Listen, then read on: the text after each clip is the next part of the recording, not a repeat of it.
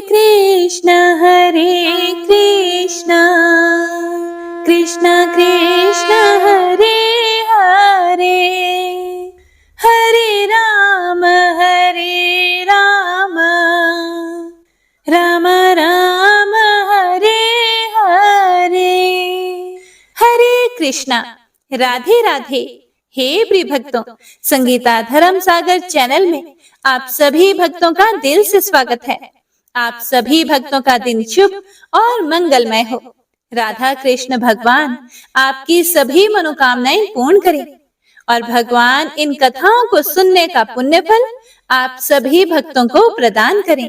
तो आइए सुनते हैं आज की महत्तममय कथा और श्रीमद् भागवत कथा। नारायणं नमस्कृत्य नरं चैव नरोत्तमं देवीं सरस्वतीं व्यासं ततो जयमुदीरयेत्। हे प्रिय भक्तों, परीक्षित श्री सुखदेव जी से बोले कि आप योगियों के परम गुरु हैं, इसीलिए मैं आपसे परम सिद्धि के स्वरूप और साधन के संबंध में प्रश्न कर रहा हूँ।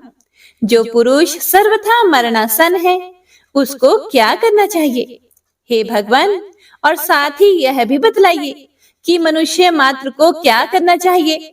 वे किसका श्रवण, किसका जप, किसका स्मरण और किसका भजन करें तथा किसका त्याग करें। हे मुनिवर, आपका दर्शन अत्यंत दुर्लभ है, क्योंकि जितनी देर एक गाय दूही जाती है, गृहस्थों के घर पर उतनी देर भी आप तो नहीं ठहरते।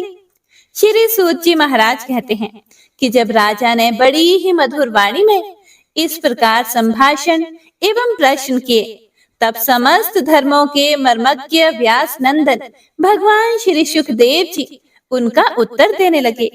श्री सुखदेव जी महाराज ने कहा, हे परीक्षित, तुम्हारा लोकहित के लिए किया हुआ यह प्रश्न बहुत ही उत्तम है।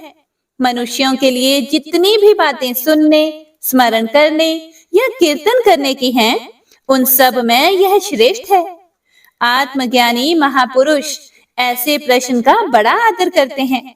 हे राजेंद्र, जो गृहस्थ घर के काम धंधों में उलझे हुए हैं, जो अपने स्वरूप को नहीं जानते, उनके लिए हजारों बातें कहने, सुनने एवं सोचने करने की रहती हैं।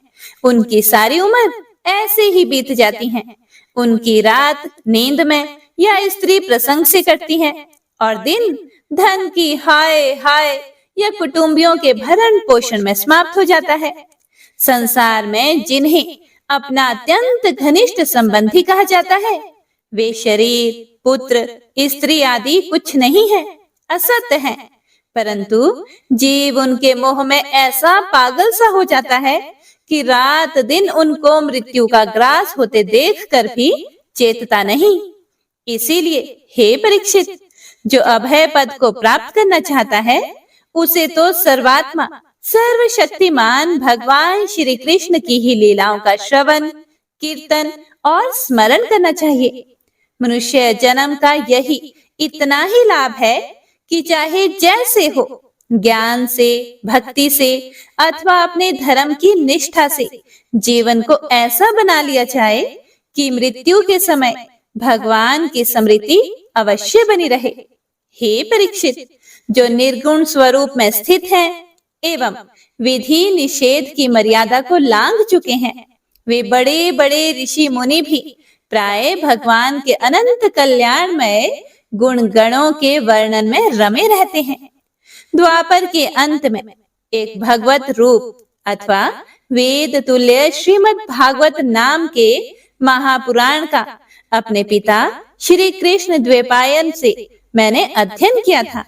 हे राजऋषि, मेरी निर्गुण स्वरूप परमात्मा में पूर्ण निष्ठा है, फिर भी भगवान श्री कृष्ण की मधुर लीलाओं ने बलात् मेरे हृदय को अपनी ओर आकर्षित कर लिया है। यही कारण है कि मैंने इस पुराण का अध्ययन किया। तुम भगवान के परम भक्त हो, इसीलिए तुम्हें मैं इसे सुनाऊंगा। जो इसके प्रति श्रद्धा रखते हैं, उनकी शुद्ध चित्त वृत्ति भगवान श्री कृष्ण के चरणों में अनन्य प्रेम के साथ बहुत शीघ्र लग जाती है। जो लोग लोक या परलोक की किसी भी वस्तु की इच्छा रखते हैं या इसके विपरीत संसार में दुख का अनुभव करके जो उससे विरक्त हो गए हैं और निर्भय मोक्ष पद को प्राप्त करना चाहते हैं, उन साधकों के लिए तथा योग संपन्न सिद्ध ज्ञानियों के लिए भी समस्त शास्त्रों का यही निर्णय है कि वे भगवान के नामों का प्रेम से संकीर्तन करें। अपने कल्याण साधन की ओर से असावधान रहने वाले पुरुष की वर्षों लंबी आयु भी अनजान में ही व्यर्थ बीत जाती है। उससे क्या लाभ? सावधानी से ज्ञान पूर्वक बिताई हुई घड़ी 2 घड़ी भी श्रेष्ठ है, क्योंकि उसके द्वारा अपने कल्याण की चेष्टा तो की जा सकती है। हे राजऋषि, खटवांग अपनी आयु की समाप्ति का समय जानकर 2 घड़ी में ही सब कुछ त्याग कर भगवान के अभय पद को प्राप्त हो गए। हे परीक्षित, अभी तो तुम्हारे जीवन की अवधि 7 दिन की है और इस बीच में ही तुम अपने परम कल्याण के लिए जो कुछ भी करना चाहिए सब कर लो। मृत्यु का समय आने पर मनुष्य घबराए नहीं। उसे चाहिए कि वह वैराग्य के शस्त्र से शरीर और उससे संबंध रखने वालों के प्रति ममता को काट डाले। धैर्य के साथ घर से निकलकर पवित्र तीर्थ के जल में स्नान करें और पवित्र तथा एकांत स्थान में विधि पूर्वक आसन लगाकर बैठ जाए और उसके बाद परम पवित्र अ उ म इन 3 मात्राओं से युक्त प्रणव का मन ही मन जप करें। प्राणवायु को वश में करके मन का दमन करें और एक क्षण के लिए भी प्रणव को ना भूलें। बुद्धि की सहायता से मन के द्वारा इंद्रियों को उनके विषयों से हटा ले और कर्म की वासनाओं से चंचल हुए मन को विचार के द्वारा रोक कर भगवान के मंगलमय रूप में लगाए। स्थिर चित्त से भगवान के श्री विग्रह में से किसी एक अंग का ध्यान करें। इस प्रकार एक एक अंग का ध्यान करते करते विषय वासना से रहित मन को पूर्ण रूप से भगवान में ऐसा तल्लीन कर दे कि फिर और किसी विषय का चिंतन ही ना रहे।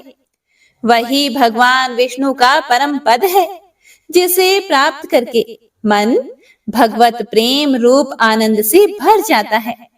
यदि भगवान का ध्यान करते समय मन रजोगुण से विक्षिप्त या तमोगुण से मूढ़ हो जाए तो घबराए नहीं। धैर्य के साथ योग धारणा के द्वारा उसे वश में करना चाहिए, क्योंकि धारणा उक्त दोनों गुणों के दोषों को मिटा देती है। धारणा स्थिर हो जाने पर ध्यान में जब योगी अपने परम मंगलमय आश्रय अर्थात भगवान को देखता है, तब उसे तुरंत ही भक्ति योग की प्राप्ति हो जाती है। फिर परीक्षित ने पूछा, हे ब्राह्मण, धारणा किस साधन से किस वस्तु में किस प्रकार की जाती है और उसका क्या स्वरूप माना गया है, जो शीघ्र ही मनुष्य के मन का मैल मिटा देती है? फिर श्री शुकदेव जी ने कहा कि हे परीक्षित, आसन, श्वास, आसक्ति और इंद्रियों पर विजय प्राप्त करके फिर बुद्धि के द्वारा मन को भगवान के स्थूल रूप में लगाना चाहिए। यह कार्य रूप संपूर्ण विश्व जो कुछ कभी था या होगा, सब का सब जिसमें दिख पड़ता है, वही भगवान का स्थूल से स्थूल और विराट शरीर है।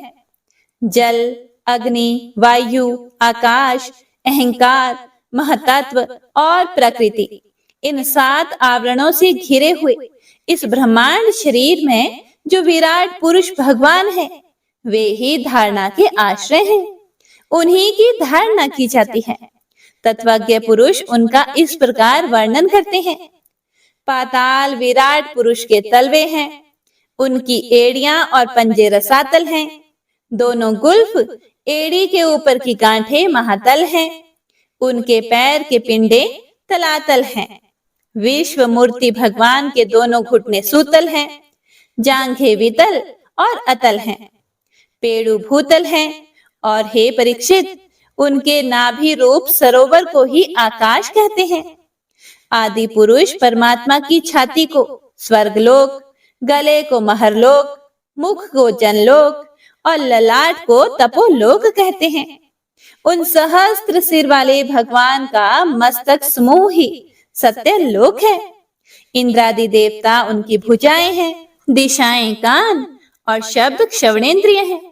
दोनों अश्विनी कुमार उनकी नासिका के छिद्र हैं, गंध घ्राणेंद्रिय है और धधकती हुई आग उनका मुख है। भगवान विष्णु के नेत्र अंतरिक्ष हैं, उनमें देखने की शक्ति सूर्य है और दोनों पलकें रात और दिन हैं। उनका भ्रुविलास ब्रह्मलोक है, तालु जल है और जीवा रस। वेदों को भगवान का भ्रमरंध्र कहते हैं और यम को दाढ़ें। सब प्रकार के स्नेहदांत हैं और उनकी जगन मोहिनी माया को ही उनकी मुस्कान कहते हैं। यह अनंत सृष्टि उसी माया का कटाक्ष विक्षेप है। लज्जा ऊपर का होंठ और लोभ नीचे का होंठ है। धर्म स्तन और अधर्म पीठ है। प्रजापति उनके मूत्रेंद्रिय है। मित्रा वरुण अंडकोश है।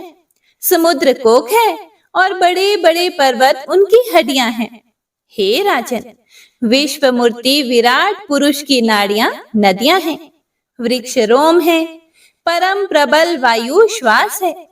काल उनकी चाल है और गुणों का चक्कर चलाते रहना ही उनका कर्म है। हे परीक्षित, बादलों को उनके केश मानते हैं। संध्या उन अनंत का वस्त्र है। महात्माओं ने अव्यक्त अर्थात मूल प्रकृति को ही उनका हृदय बतलाया है और सब विकारों का खजाना उनका मन चंद्रमा कहा गया है। महतत्व को सर्वात्मा भगवान का चित्त कहते हैं और रुद्र उनके अहंकार कहे गए हैं। घोड़े, खच्चर, ऊंट और हाथी उनके नख हैं। वन में रहने वाले सारे मृग और पशु उनके कटी प्रदेश में स्थित हैं। तरह तरह के पक्षी उनकी अद्भुत रचना कौशल हैं। स्वयंभू मनु उनकी बुद्धि है और मनु के संतान मनुष्य उनके निवास स्थान है। गंधर्व, विद्याधर, चारण और अप्सराएं उनके षडज आदि स्वरों की स्मृति है। दैत्य उनके वीर्य हैं। ब्राह्मण मुख, क्षत्रिय भुजाएं, वैश्य जंघाएं और शूद्र उन विराट पुरुष के चरण हैं। विविध देवताओं के नाम से जो बड़े बड़े द्रव्यमय यज्ञ किए जाते हैं वे उनके कर्म हैं। हे परीक्षित, विराट भगवान के स्थूल शरीर का यही स्वरूप है, इसीलिए मैंने तुम्हें यह सुना दिया। इसी में मुमुक्षु पुरुष बुद्धि के द्वारा मन को स्थिर करते हैं, क्योंकि इससे भिन्न और कोई वस्तु नहीं है। जैसे स्वप्न देखने वाला स्वप्नावस्था में अपने आप को ही विविध पदार्थों के रूप में देखता है, वैसे ही सबकी बुद्धि वृत्तियों के द्वारा सब कुछ अनुभव करने वाला सर्वंतर्यामी परमात्मा भी एक ही है। उन सत्य स्वरूप आनंद निधि भगवान का ही भजन करना चाहिए। अन्य किसी भी वस्तु में आसक्ति नहीं करनी चाहिए, क्योंकि यह आसक्ति जीव के अधः पतन का हेतु है। श्री सुखदेव जी कहते हैं, सृष्टि के प्रारंभ में ब्रह्मा जी ने इसी धारणा के द्वारा प्रसन्न हुए भगवान से वह सृष्टि विषयक स्मृति प्राप्त की थी, जो पहले प्रलय काल में विलुप्त हो गई थी। इससे उनकी दृष्टि अमोघ और बुद्धि निश्चयात्मिका हो गई। तब उन्होंने इस जगत को वैसे ही रचा जैसे कि यह प्रलय के पहले था। वेदों की वर्ण शैली ही इस प्रकार की है कि लोगों की बुद्धि स्वर्ग आदि निरर्थक नामों के फेर में फंस जाती है। जीव वहां सुख की वासना में स्वप्न सा देखता हुआ भटकने लगता है, लेकिन उन मायामय लोकों में कहीं भी उसे सच्चे सुख की प्राप्ति नहीं होती। इसीलिए विद्वान पुरुष को चाहिए कि वह विविध नाम वाले पदार्थों से उतना ही व्यवहार करे जितना प्रयोजनीय हो। अपनी बुद्धि को उनकी निसारता के निश्चय से परिपूर्ण रखे और एक क्षण के लिए भी असावधान ना हो।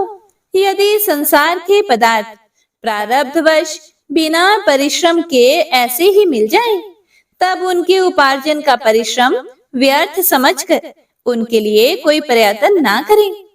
जब जमीन पर सोने से काम चल सकता है, तब पलंग के लिए प्रयत्न करने से क्या प्रयोजन?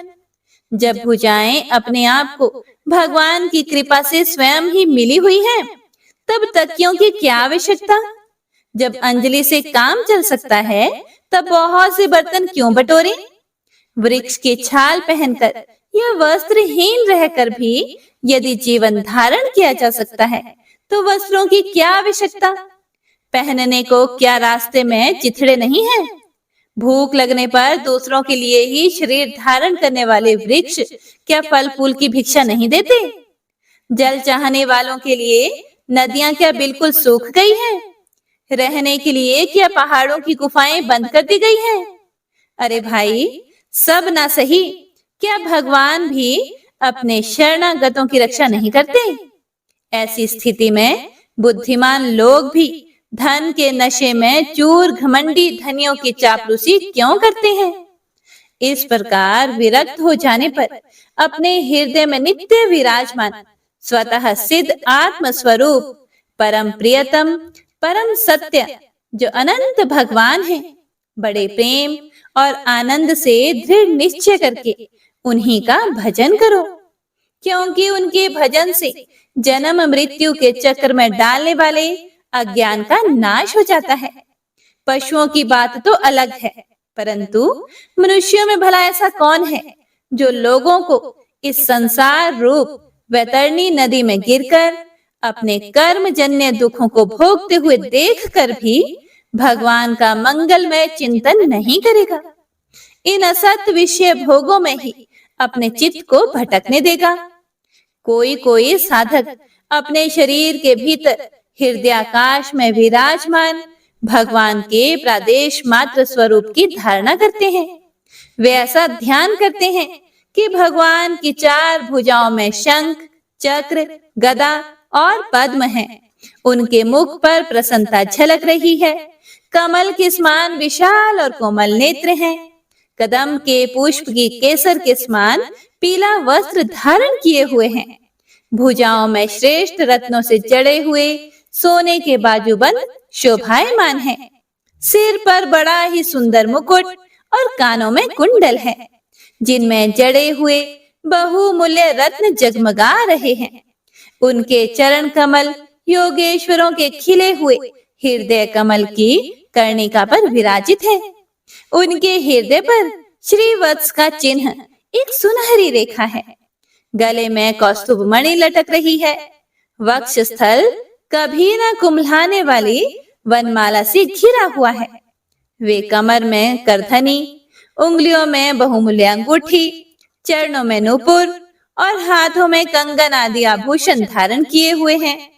उनके बालों की लटें बहुत चिकनी, निर्मल, घुंघराली और नीली हैं। उनका मुख कमल मंद मंद मुस्कान से खिल रहा है।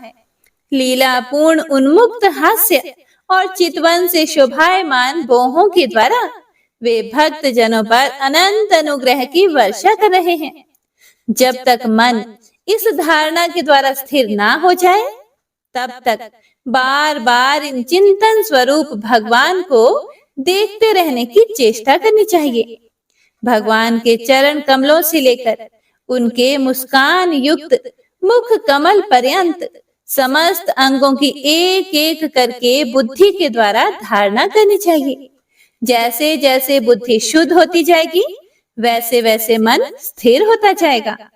जब एक अंग का ध्यान ठीक ठीक होने लगे, तब उसे छोड़कर दूसरे अंग का ध्यान करना चाहिए। ये विश्वेश्वर भगवान दृश्य नहीं, दृष्टा है। सगुण निर्गुण सब कुछ इन्हीं का स्वरूप है। जब तक इनमें अनन्य प्रेममय भक्ति योग ना हो जाए, तब तक साधक को नित्य नैमित्तिक कर्मों के बाद एकाग्रता से भगवान के उपर्युक्त स्थूल रूप का ही चिंतन करना चाहिए। हे परीक्षित, जब योगी पुरुष इस मनुष्य लोक को छोड़ना चाहे, तब देश और काल में मन को ना लगाएं। सुख पूर्वक स्थिर आसन से बैठकर प्राणों को जीतकर उसके बाद अपनी निर्मल बुद्धि से मन को नियमित करके मन के साथ बुद्धि को क्षेत्रज्ञ में और क्षेत्रज्ञ को अंतरात्मा में लीन कर दे। फिर अंतरात्मा को परमात्मा में लीन करके धीर पुरुष उस परम शांतिमय अवस्था में स्थित हो जाए। फिर उसके लिए कोई कर्तव्य शेष नहीं रहता। इस अवस्था में सत्व गुण भी नहीं है। फिर भला रजोगुण और तमोगुण की तो बात ही क्या है। अहंकार, महतत्व और प्रकृति का भी वहां अस्तित्व नहीं है। उस स्थिति में जब देवताओं के नियामक काल की भी दाल नहीं गलती, तब देवता और उनके अधीन रहने वाले प्राणी तो रह ही कैसे सकते हैं।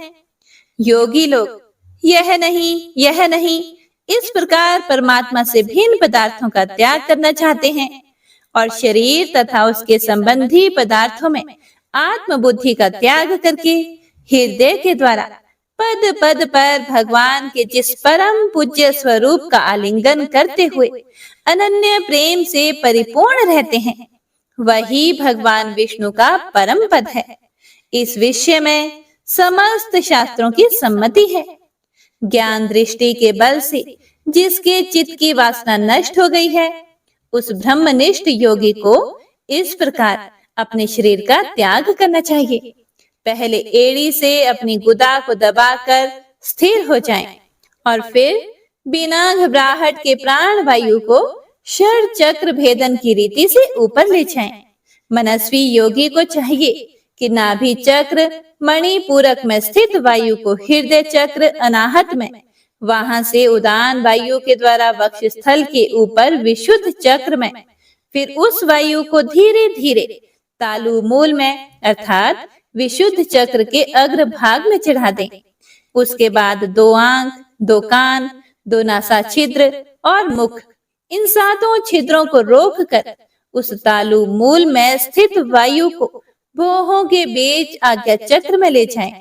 यदि किसी लोक में जाने की इच्छा ना हो तो आधी घड़ी तक उस वायु को वहीं रोककर स्थिर लक्ष्य के साथ सहस्त्रार में ले जाकर परमात्मा में स्थित हो जाए। इसके बाद ब्रह्मरंध्र का भेदन करके शरीर इंद्रिय आदि को छोड़ दे। हे परीक्षित, यदि योगी की इच्छा हो कि मैं ब्रह्मलोक में जाऊं, 8 सिद्धियां प्राप्त करके आकाशचारी सिद्धों के साथ विहार करूं, अथवा त्रिगुणमय ब्रह्मांड के किसी भी प्रदेश में विचरण करूं, तो उसे मन और इंद्रियों को साथ ही लेकर शरीर से निकलना चाहिए।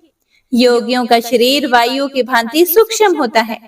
उपासना, तपस्या, योग और ज्ञान का सेवन करने वाले योगियों को त्रिलोकी के बाहर और भीतर सर्वत्र स्वच्छंद रूप से विचरण करने का अधिकार होता है। केवल कर्मों के द्वारा इस प्रकार बेरोक टोक विचरना नहीं हो सकता।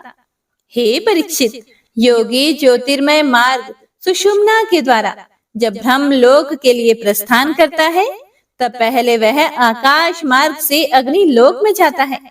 वहां उसके बचे खुचे मल भी जल जाते हैं। इसके बाद वह वहां से ऊपर भगवान श्री हरि के शिशुमार नामक ज्योतिर्मय चक्र पर पहुंचता है। भगवान विष्णु का यह शिशुमार चक्र विश्व ब्रह्मांड के भ्रमण का केंद्र है। उसका अतिक्रमण करके अत्यंत सूक्ष्म एवं निर्मल शरीर से वह अकेला ही महरलोक में जाता है। वह लोक ब्रह्म वेत्ताओं के द्वारा भी वंदित है और उसमें कल्प पर्यंत जीवित रहने वाले देवता विहार करते रहते हैं। फिर जब प्रलय का समय आता है, तब नीचे के लोकों को शेष के मुख से निकलती हुई आग के द्वारा भस्म होते हुए देखकर वह ब्रह्मलोक में चला जाता है। जिस ब्रह्मलोक में बड़े बड़े सिद्धेश्वर विमानों पर निवास करते हैं, उस ब्रह्मलोक की आयु ब्रह्मा की आयु के समान ही 2 परार्थ की है।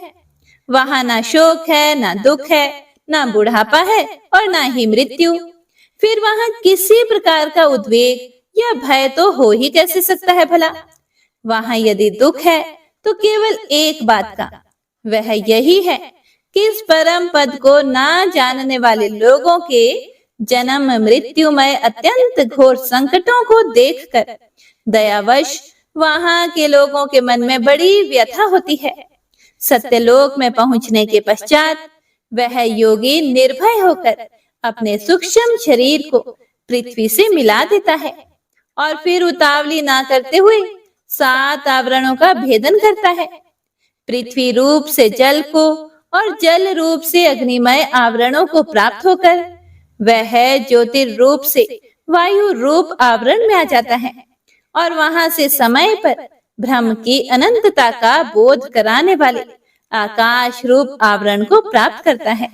इस प्रकार स्थूल आवरणों को पार करते समय उसकी इंद्रियां भी अपने सूक्ष्म अधिष्ठान में लीन होती जाती हैं। इस प्रकार योगी पंचभूतों के स्थूल सूक्ष्म आवरणों को पार करके अहंकार में प्रवेश करता है।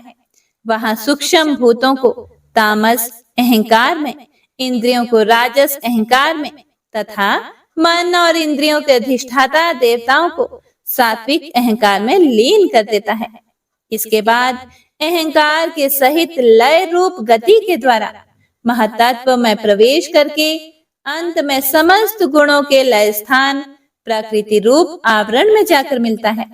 हे परीक्षित, महाप्रलय के समय प्रकृति रूप आवरण का भी लय हो जाने पर वह योगी स्वयं आनंद स्वरूप होकर अपने उस निवारण रूप से आनंद स्वरूप शांत परमात्मा को प्राप्त हो जाता है। जिसे इस भगवानमयी गति की प्राप्ति हो जाती है उसे फिर इस संसार में नहीं आना पड़ता। हे परीक्षित, तुमने जो कुछ पूछा था उसके उत्तर में मैंने वेदोक्त द्विविध स्नातन मार्ग, सद्यो मुक्ति और क्रम मुक्ति का तुमसे वर्णन किया। पहले ब्रह्मा जी ने भगवान वासुदेव की आराधना करके उनसे जब प्रश्न किया था तब उन्होंने उत्तर में इन्हीं दोनों मार्गों की बात ब्रह्मा जी से कही थी। संसार चक्र में पड़े हुए मनुष्य के लिए जिस साधन के द्वारा उसे भगवान श्री कृष्ण की अनन्य प्रेममयी भक्ति प्राप्त हो जाए, उसके अतिरिक्त और कोई भी कल्याणकारी मार्ग नहीं है। भगवान ब्रह्मा ने एकाग्र चित्त से सारे वेदों का 3 बार अनुशीलन करके अपनी बुद्धि से यही निश्चय किया कि जिससे सर्वात्मा भगवान श्री कृष्ण के प्रति अनन्य प्रेम प्राप्त हो वही सर्वश्रेष्ठ धर्म है। समस्त चर अचर प्राणियों में उनके आत्मा रूप से भगवान श्री कृष्ण ही लक्षित होते हैं, क्योंकि ये बुद्धि आदि दृश्य पदार्थ उनका अनुमान कराने वाले लक्षण हैं। वे इन सब के साक्षी एकमात्र दृष्टा हैं।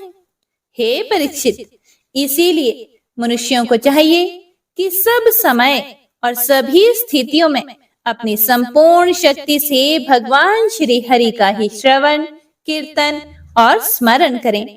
हे राजन, संत पुरुष आत्म स्वरूप भगवान की कथा का मधुर अमृत बांटते ही रहते हैं। जो अपने कान के दोनों में भर भर कर उनका पान करते हैं, उनके हृदय से विषयों का विषैला प्रभाव जाता रहता है, वह शुद्ध हो जाता है और वे भगवान श्री कृष्ण के चरण कमलों की सनिधि प्राप्त कर लेते हैं। हे प्रिय भक्तों, श्री सुखदेव जी महाराज आगे कहते हैं कि हे परीक्षित, तुमने मुझसे जो पूछा था कि मरते समय बुद्धिमान मनुष्य को क्या करना चाहिए, उसका उत्तर मैंने तुम्हें दे दिया। जो ब्रह्म तेज का इच्छुक हो वह बृहस्पति जी की, जिसे इंद्रियों की विशेष शक्ति की कामना हो वह इंद्र की, और जिसे संतान की लालसा हो वह प्रजापतियों की उपासना करे। जिसे लक्ष्मी चाहिए वह माया देवी की, जिसे तेज चाहिए वह अग्नि की, जिसे धन चाहिए वह वसुओं की, और जिस प्रभावशाली पुरुष को वीरता की चाह हो उसे रुद्रों की उपासना करनी चाहिए। जिसे बहुत अन्न प्राप्त करने की इच्छा हो वह अदिति का, जिसे स्वर्ग की कामना हो वह अदिति के पुत्र देवताओं का, जिसे राज्य की अभिलाषा हो वह विश्व देवों का, और जो प्रजा को अपने अनुकूल बनाने की इच्छा रखता हो उसे साध्य देवताओं का आराधन करना चाहिए। आयु की इच्छा से अश्विनी कुमारों का, पुष्टि की इच्छा से पृथ्वी का, और प्रतिष्ठा की चाह हो तो लोक माता पृथ्वी और ध्यो अर्थात आकाश का सेवन करना चाहिए। सौंदर्य की चाह से गंधर्वों की, पत्नी की प्राप्ति के लिए उर्वशी अप्सरा की, और सबका स्वामी बनने के लिए ब्रह्मा की आराधना करनी चाहिए। जिसे यश की इच्छा हो वह है यज्ञ पुरुष की, जिसे खजाने की लालसा हो वह वरुण की, विद्या प्राप्त करने की आकांक्षा हो तो भगवान शंकर की, और पति पत्नी में परस्पर प्रेम बनाए रखने के लिए पार्वती जी की उपासना करनी चाहिए। धर्म उपार्जन करने के लिए विष्णु भगवान की, वंश परंपरा की रक्षा के लिए पितरों की, बाधाओं से बचने के लिए यक्षों की, और बलवान होने के लिए मरुदगणों की आराधना करनी चाहिए। राज्य के लिए मनवंतरों के अधिपति देवों को, और भोगों के लिए चंद्रमा को, और निष्कामता प्राप्त करने के लिए परम पुरुष नारायण को भजना चाहिए। और जो बुद्धिमान पुरुष है वह चाहे निष्काम हो, समस्त कामनाओं से युक्त हो अथवा मोक्ष चाहता हो, उसे तो तीव्र भक्ति योग के द्वारा केवल पुरुषोत्तम भगवान की ही आराधना करनी चाहिए। जितने भी उपासक हैं उनका सबसे बड़ा हित इसी में है कि वे भगवान के प्रेमी भक्तों का संग करके भगवान में अविचल प्रेम प्राप्त कर लें। ऐसे पुरुषों के सत्संग में जो भगवान की लीला कथाएं होती हैं, उनसे उस दुर्लभ ज्ञान की प्राप्ति होती है जिससे संसार सागर की त्रिगुणमयी तरंग मालाओं के थपेड़े शांत हो जाते हैं। हृदय शुद्ध होकर आनंद का अनुभव होने लगता है। इंद्रियों के विषय में आसक्ति नहीं रहती। कैवल्य मोक्ष का सर्वसम्मत मार्ग भक्ति योग प्राप्त हो जाता है। भगवान की ऐसी रसमयी कथाओं का चस्का लग जाने पर भला कौन ऐसा है जो उनमें प्रेम ना करे। श्री शौनक जी ने कहा, हे श्री सूत जी महाराज, राजा परीक्षित ने सुखदेव जी की बात सुनकर उनसे और क्या पूछा। वे तो सर्वज्ञ होने के साथ ही साथ मधुर वर्णन करने में भी बड़े निपुण थे। सूत जी, आप तो सब कुछ जानते हैं, हम लोग उनकी वह बातचीत बड़े प्रेम से सुनना चाहते हैं। आप कृपया करके अवश्य सुनाइए, क्योंकि संतों की सभा में ऐसी ही बातें होती हैं जिनका पर्यवसान भगवान की रसमयी लीला कथा में ही होता है। पांडुनंदन महारथी राजा परीक्षित बड़े भगवत भक्त थे। बाल्यावस्था में खिलौनों से खेलते समय भी वे श्री कृष्ण लीला का ही रस लेते थे। भगवानमय श्री सुखदेव जी भी जन्म से ही भगवत परायण हैं। ऐसे संतों के सत्संग में भगवान के मंगलमय गुणों की दिव्य चर्चा अवश्य ही हुई होगी। जिसका समय भगवान श्री कृष्ण के गुणों के गान अथवा श्रवण में व्यतीत हो रहा है, उसके अतिरिक्त सभी मनुष्यों की आयु व्यर्थ जा रही है। ये भगवान सूर्य प्रतिदिन अपने उदय और अस्त से उनकी आयु छीनते जा रहे हैं। क्या वृक्ष नहीं जीते? क्या लुहार की धौंकनी सांस नहीं लेती? गांव के अन्य पालतू पशु क्या मनुष्य पशु की ही तरह खाते पीते या मैथुन नहीं करते? जिसके कान में भगवान श्री कृष्ण की लीला कथा कभी नहीं पड़ी, वह नर पशु कुत्ते ग्राम सूकर ऊंट और गधे से भी गया बीता है। हे सूत जी, जो मनुष्य भगवान श्री कृष्ण की कथा कभी नहीं सुनता, उसके कान बिल के समान है। जो जीभ भगवान की लीलाओं का गायन नहीं करती, वह मेंढक की जीभ के समान टर टर करने वाली है। उसका तो ना रहना ही अच्छा है। जो सिर कभी भगवान श्री कृष्ण के चरणों में झुकता नहीं, वह रेशमी वस्त्र से सुसज्जित और मुकुट से युक्त होने पर भी बोझा मात्र ही है। जो हाथ भगवान की सेवा पूजा नहीं करते, वे सोने के कंगन से भूषित होने पर भी मूर्ते के ही हाथ हैं। जो आंखें भगवान की याद दिलाने वाली मूर्ति तीर्थ नदी आदि का दर्शन नहीं करती, वे मोरों की पांख में बने हुए आंखों के चिन्ह के समान निरर्थक है। मनुष्यों के वे पैर चलने की शक्ति रखने पर भी ना चलने वाले पेड़ों जैसे ही हैं, जो भगवान की लीला स्थलियों की यात्रा नहीं करते।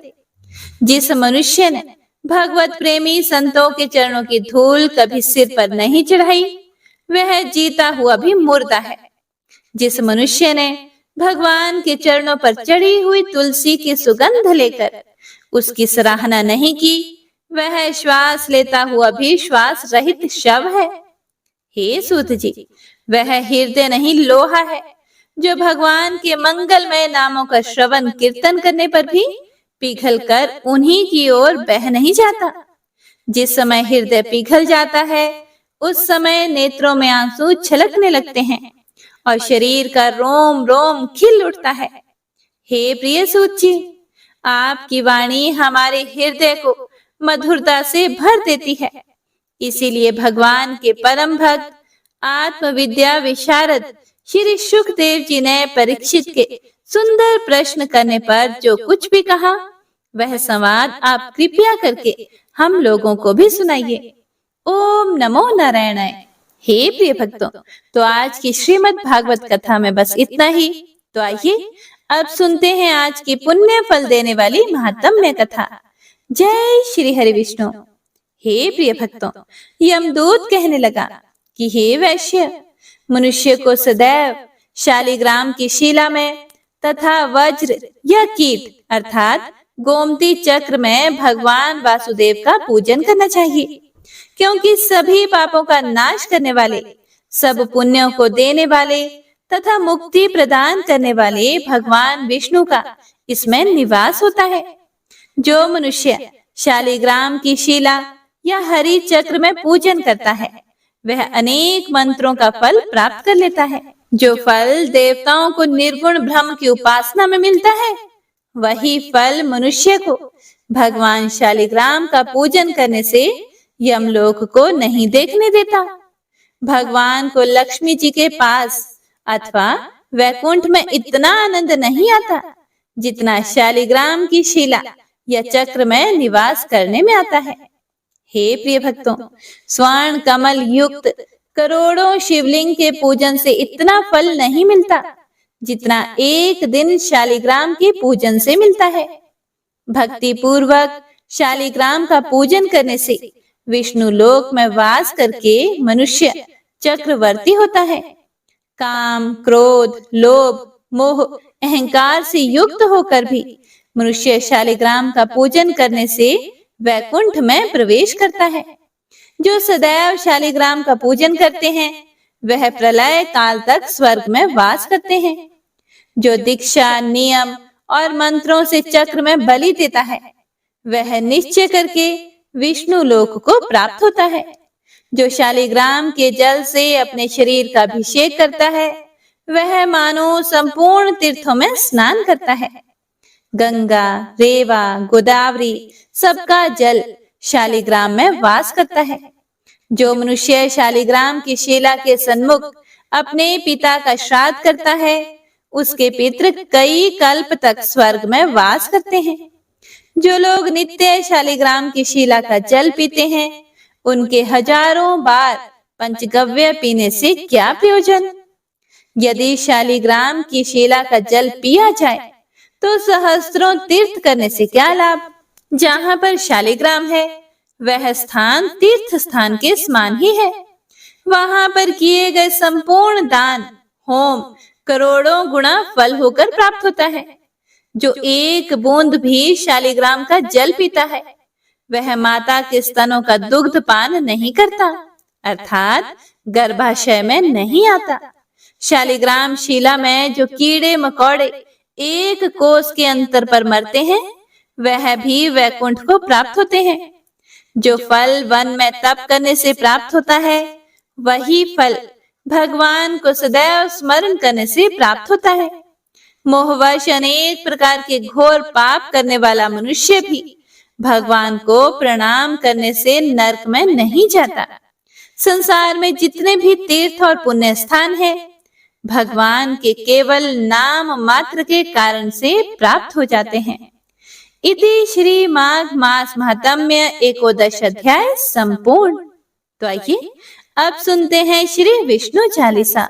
श्री विष्णु सुनिए विनय, सेवक के चित लाए, कीरत कुछ वर्णन करो, दीजिए ज्ञान बताए। नमो विष्णु भगवान खरारे, कष्ट नशावन अखिल बिहारी, प्रबल जगत में शक्ति तुम्हारी, त्रिभुवन फैल रही उजियारी। सुंदर रूप मनोहर सूरत, सरल स्वभाव मोहनी मूरत, तन पर पीतांबर अति सोहत, बैजंती माला मन मोहत। शंख चक्र कर गदा बिराजे, देखत दैत्य असुर दल भाजे, सत्य धर्म मद लोभ न गाजे, काम क्रोध मद लोभ न छाजे। संत भक्त सज्जन मन रंजन, धनुज असुर दुष्टन दल गंजन, सुख उपजाए कष्ट सब भंजन, दोष मिटाए करत जन सज्जन। पाप काट भव सिंधु तारण, कष्ट नाश कर भक्त उबारण, करत अनेक रूप प्रभु धारण, केवल आप भक्ति के कारण। धरणी धेनु बन सुमहि पुकारा, तब तुम रूप राम का धारा, भार उतार असुर दल मारा, रावण आदिक को संहारा। आप वराह रूप बनाया, हिरण्याक्ष को मार गिराया, धर्म तस्य तन सिंधु बनाया, 14 रत्नन को निकलाया। अमिलख असुरन द्वंद मचाया, रूप मोहनी आप दिखाया, देवन को अमृत पान कराया, असुरन को छवि से बहलाया। कूर्म रूप धर सिंधु मझाया, मंद्राचल गिरि तुरंत उठाया, शंकर का तुम फंद छुड़ाया, भस्मासुर को रूप दिखाया।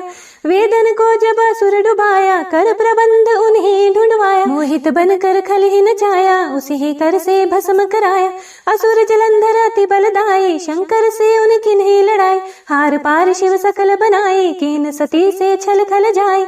सुमिरन कीन तुम्हें शिवरानी, बतलाई सब विपत कहानी, तब तुम बने मुनीश्वर ज्ञानी, वृंदा की सब सुरति भुलानी। देखत 3 धनुष शैतानी, वृंदा आए तुम्हें लपटानी, हो स्पर्श धर्म क्षति मानी, हनासुर उर शिव शैतानी। तुमने ध्रुव प्रहलाद उबारे, हिरण्याकुशादिक खल मारे, गणिका और अजामिल तारे, बहुत भक्त भव सिंधु उतारे। हरहु सकल संताप हमारे, कृपा करहूँ हरि सिरजनहारे, देखूँ मैं निज दर्श तुम्हारे, दीन बंधु भक्तन हितकारे। चाहताप का सेवक दर्शन, करहूँ दया अपनी मधुसूदन, जानो नहीं योग्य जप पूजन, होए यज्ञ स्तुति अनुमोदन। शील दया संतोष सुलक्षण, विदित नहीं व्रत बोध विलक्षण, करहूँ आपका किस विधि पूजन, कुमति विलोक होत दुख भीषण। करहूँ प्रणाम कौन विधि सुमिरन, कौन भांति मैं करहूँ समरण, सुर मुनि करत सदा सेवकाई, हर्षित रहत परम गति पाए। दीन दुखीन पर सदा सहाय, निज जन जान लेवा अपनाए, पाप दोष संताप नशाओ, भव बंधन से मुक्त कराओ। सुख संपत्ति दे सुख उपजाओ, निज चरणन का दास बनाओ, निगम सदा ये विनय सुनावे, पढ़े सुने सो जन सुख पावे। इति श्री विष्णु चालीसा संपूर्ण। प्रेम से बोलिए विष्णु भगवान की जय, माता लक्ष्मी की जय।